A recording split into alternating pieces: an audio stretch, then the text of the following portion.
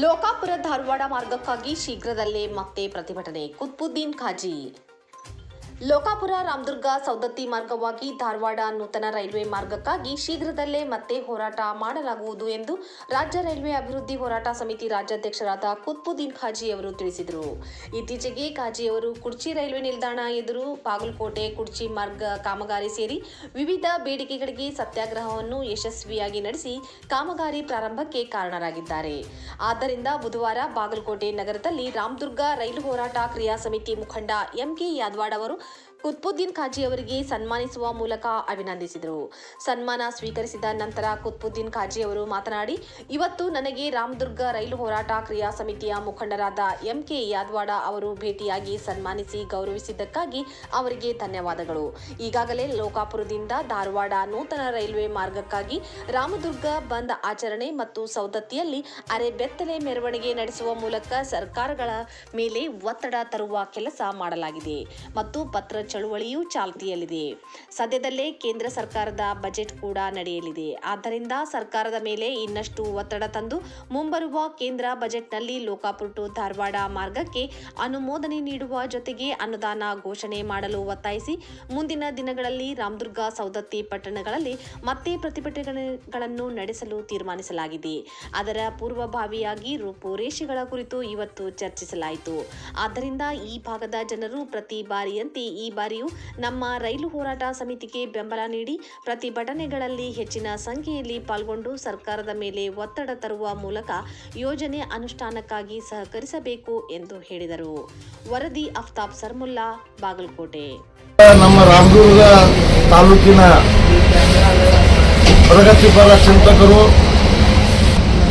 ಯಾದವಾಡ್ ಸಾಹೇಬರು ಈ ಒಂದು ಕುಡ್ಚೆ ರೈಲು ನಿಲ್ದಾಣದಲ್ಲಿ ಧರಣಿ ಸತ್ಯಾಗ್ರಹ ಹಾಕಿಕೊಂಡ ಪ್ರಯುಕ್ತ ಆ ಸತ್ಯಾಗ್ರಹವನ್ನು ಯಶಸ್ವಿ ಆಗಿದ್ದ ಸಂದರ್ಭದಲ್ಲಿ ತಮ್ಮ ಅಭಿನಂದನೆಯನ್ನು ನನಗೆ ಸಲ್ಲಿಸಿದ್ದಾರೆ. ಅದಕ್ಕೆ ನಾನು ರೈಲ್ವೆ ಹೋರಾಟ ಸಮಿತಿಯ ಎಲ್ಲ ಪದಾಧಿಕಾರಿಗಳ ಪರವಾಗಿ ಸಮಸ್ತ ಕುಡ್ಚಿ ಮತ್ತು ಬಾಗಲಕೋಟೆ ಮಧ್ಯದಲ್ಲಿ ಬರುವಂಥ ಎಲ್ಲ ತಾಲೂಕುಗಳ ಪರವಾಗಿ ಅವರಿಗೆ ಅನಂತ ಧನ್ಯವಾದಗಳನ್ನು ಹೇಳ್ತೀನಿ. ಅದರಂತೆ ಲೋಕಾಪುರದಿಂದ ರಾಮದುರ್ಗ ಸೌದತ್ತಿ ಯಲ್ಲಮ್ಮ ಧಾರವಾಡ ರೈಲ್ವೆ ಮಾರ್ಗದ ಒಂದು ಹೋರಾಟ ಪ್ರಗತಿಯಲ್ಲಿದೆ. ಇತ್ತೀಚೆಗೆ ಯಾದವಾಡ್ ಅವರು ಒಂದು ಪತ್ರ ಚಳವಳಿಯನ್ನು ಪ್ರಾರಂಭಿಸಿ ಕೇಂದ್ರ ಮತ್ತು ರಾಜ್ಯ ಸರ್ಕಾರದ ಗಮನ ಸೆಳೆಯುವ ಪ್ರಾಮಾಣಿಕ ಪ್ರಯತ್ನ ಮಾಡ್ಯಾರ. ಆ ಒಂದು ಚಳವಳಿಗೆ ನಾನು ಸಂಪೂರ್ಣ ಬೆಂಬಲವನ್ನು ವ್ಯಕ್ತಪಡಿಸ್ತೀನಿ. ಅದರಂತೆ ಫೆಬ್ರವರಿ 22ನೇ ತಾರೀಕಿನಿಂದ ಕೇಂದ್ರ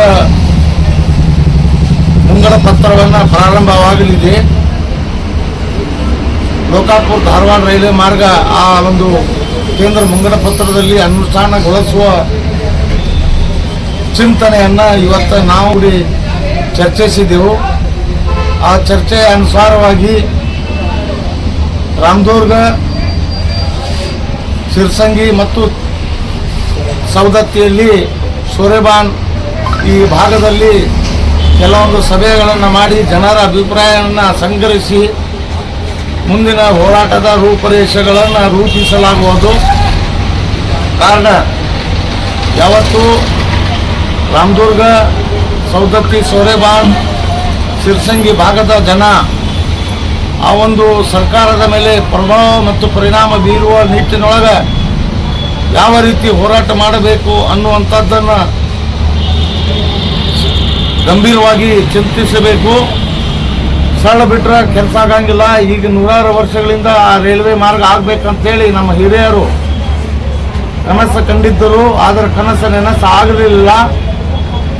ಕಳೆದ ವರ್ಷ ರಾಮದುರ್ಗ ಬಂದ್ ಆಚರಣೆ ಮಾಡಿ ಸೌದತ್ತಿಯಲ್ಲಿ ಅರೆಬೆತ್ತಲೆ ಧರಣಿ ಸತ್ಯಾಗ್ರಹವನ್ನು ಮಾಡಿ ಸರ್ಕಾರದ ಗಮನ ಸೆಳೆದಾಗ ನಮ್ಮ ಭಾಗದ ಸಂಸದರುಗಳು, ಉಸ್ತುವಾರಿ ಸಚಿವರುಗಳು, ಶಾಸಕರುಗಳು ಮತ್ತು ಕೇಂದ್ರ ಸಚಿವ ಪ್ರಹ್ಲಾದ್ ಜೋಶಿಯವರಿಗೆ ಗಮನಕ್ಕೆ ಬಂದಿದ್ದ ಪ್ರಯುಕ್ತ ಇವತ್ತು ನಿವೃತ್ತ ರೈಲ್ವೆ ಜನರಲ್ ಮ್ಯಾನೇಜರ್ ಕಚೇರಿಯಿಂದ ಹಿಂದೆ ಒಮ್ಮೆ ಪ್ರಸ್ತಾವನೆ ಹೋಗಿದ್ದು, ಅದು ರಿಜೆಕ್ಟ್ ಆಗಿತ್ತು. ಈಗ ರಿಜೆಕ್ಟ್ ಆಗಲಾರ್ದಂಗೆ ಒಂದು ಪ್ರಸ್ತಾವನೆ ಸಲ್ಲಿಸುವುದಾಗಿ ಮಾನ್ಯ ಜನರಲ್ ಮ್ಯಾನೇಜರ್ ಅವರು ಜಗದೀಶ್ ಶೆಟ್ಟರ್ ಅವರಿಗೆ ಬರೆದ ಪತ್ರದಲ್ಲಿ ತಿಳಿಸಿದ್ದಾರೆ. ಆದರೆ ಜಗದೀಶ್ ಶೆಟ್ಟರ್ ಅವರಿಗೆ ಬೆಂಬಲಾರ್ಥವಾಗಿ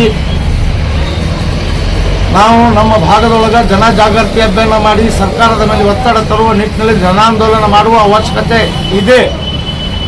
ಆ ಅವಶ್ಯಕತೆಯ ಪ್ರಯುಕ್ತ ನಾವು ಕೂಡ ಸಭೆ ಸಮಾರಂಭಗಳನ್ನು ಮಾಡಿ ಹೋರಾಟ ಹೆಂಗೆ ಮಾಡಬೇಕು, ಯಾವ ರೀತಿ ಮಾಡಬೇಕು ಅನ್ನುವಂಥದ್ದು ತೀರ್ಮಾನ ಅತಿ ಶೀಘ್ರದಲ್ಲೇ ಮಾಡಿ ಒಂದು ಜನಾಂದೋಲನವನ್ನು ರೂಪಿಸ್ತೀವಿ.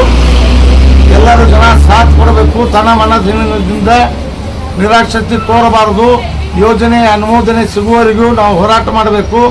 ಅನುಮೋದನೆ ಆದ ನಂತರ ರಾಜ್ಯ ಸರ್ಕಾರದಿಂದ ಭೂಮಿ ಪಡೆಯುವ ಹೋರಾಟ ಒಂದು ಬೇರೆ ಇರುತ್ತೆ, ಅದನ್ನು ಮಾಡೋಣಂತ ಅದಕ್ಕೆ ಕೈ ಮುಗಿದು ಕೇಳ್ಕೊತೀನಿ. ಎಲ್ಲರೂ ಸಹಾಯ ಸಹಕಾರ ಕೊಡೋರಿಗೆ, ಆ ಭಾಗದೊಳಗೆ ಅಡ್ಡಾಡ್ತಾರವರು, ನಾನು ಕೂಡ ಎಲ್ಲ ಸಭೆ ಸಮಾರಂಭಗಳಲ್ಲಿ ಭಾಗವಹಿಸ್ತೀನಿ, ಸತ್ಯಾಗ್ರಹದಲ್ಲಿ ಕೂಡ ಭಾಗವಹಿಸ್ತೀನಿ. ನಮಸ್ಕಾರ. ಕುತುಬುದ್ದೀನ್ ಕಾಜಿ.